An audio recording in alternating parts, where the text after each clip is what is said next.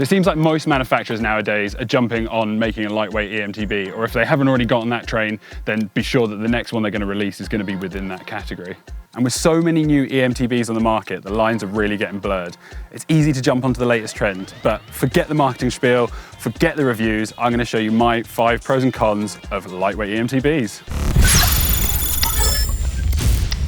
So before we get started, don't forget to like and subscribe and leave your comments down below because we'd love to hear what you guys have to say. What is a lightweight e-mountain bike? Is it defined by the power? Is it defined by the weight? Well, so the introduction of lightweight e-mountain bikes has really muddied the water in terms of categorizing an e-mountain bike. So if so, you can get full powered e-mountain bikes that are under 20 kilos, and you can get lightweight e-mountain bikes that are over 20 kilos. Does that then mean that weight and power aren't mutually exclusive? And now Bosch have released the new SX motor just to confuse us even more, which is low torque and high peak watts. And by definition, that is less power than the CX motor. So where do we sit? So to start off on a positive note, we're going to start with the pros.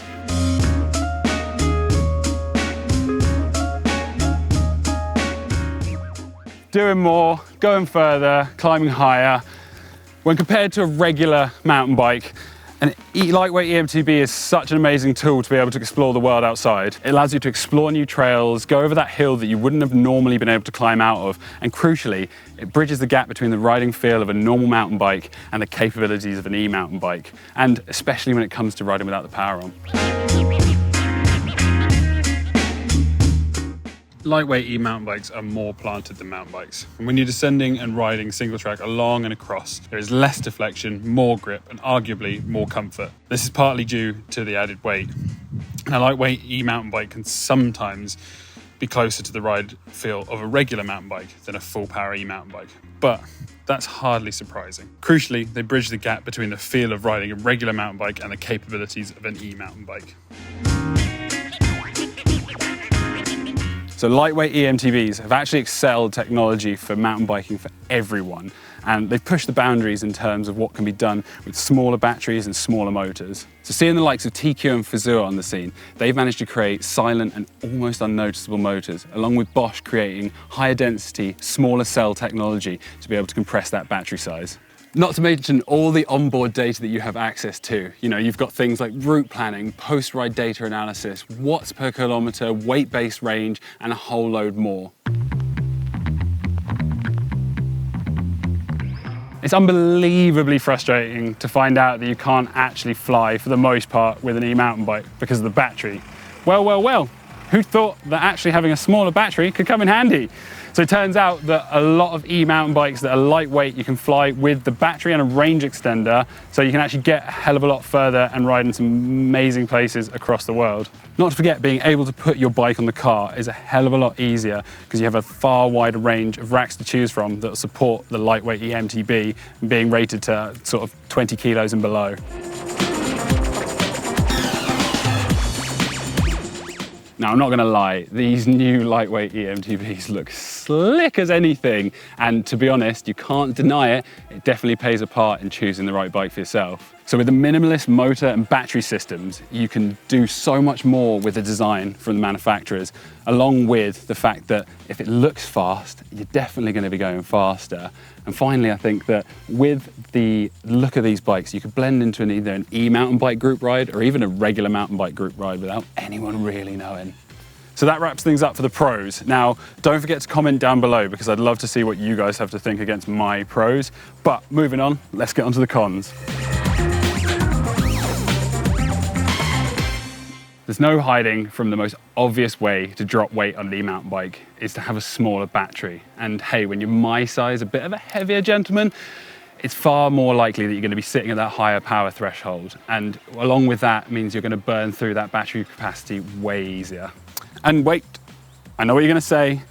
You can add a range extender, but a range extender gives you 2 extras. It's extra cost and extra weight. And when does it the point where it tips the scales and you're getting a low-powered 20 kilo plus bike?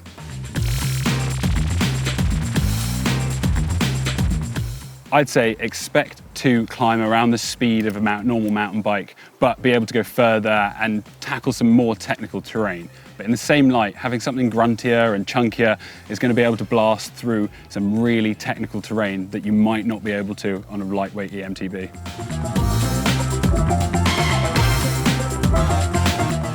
I've seen it firsthand. Lower torque bikes with lower peak watts and smaller batteries will be slower than a full powered e-mount bike. So even if you get to the bottom in a similar time, getting to the top is where you'll struggle. More than this, a full powered e-mountain bike is capable of much, much tougher and steeper sections than a lightweight e-mountain bike. As much as lightweight e-mountain bikes open the horizons, those horizons and options are nowhere near as wide as full power. It's a completely different sport.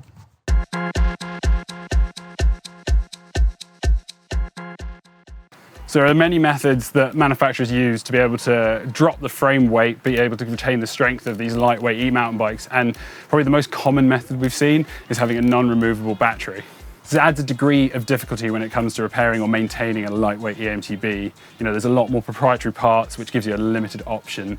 And they put a lot of cables in awkward places and in tight spaces.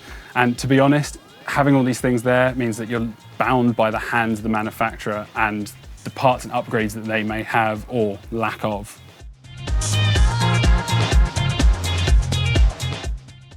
It's not to say that a lot of eMTBs aren't expensive, but it feels like a bit of an oxymoron to say cheap, lightweight e-mountain bike. There are very, very, very few options when it comes to lightweight. But, unfortunately, it's the nature of the bike industry that as things get lighter, they get more expensive. Now, I'd like to be proved wrong with this one in the near future. The old saying goes, strength, weight, and price. You can choose two, but the last will suffer. Too many brands use parts that are unsuitable for the job in hand, simply to give their bikes a low weight number. It's easy to tick a box in a lab, but when it comes to riding, you want the reliability of strong components and not grams. So I like to think I've given you guys some alternative thinking towards the whole lightweight e-mountain bike topic. It's been the next big leap in terms of e-mountain bikes with all this lightweight stuff. It's been pushing the boundaries, but it might not be for everyone. So do the maths and see where you fit into the equation. Thanks guys, see you next time.